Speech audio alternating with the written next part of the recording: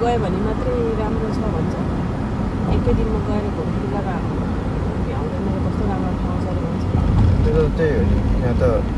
होइन त्यहाँ फेरि गयो भने कि छिटो जानु पऱ्यो कस्तो दामी ठाउँहरू छ अरे त्यहाँ अन्त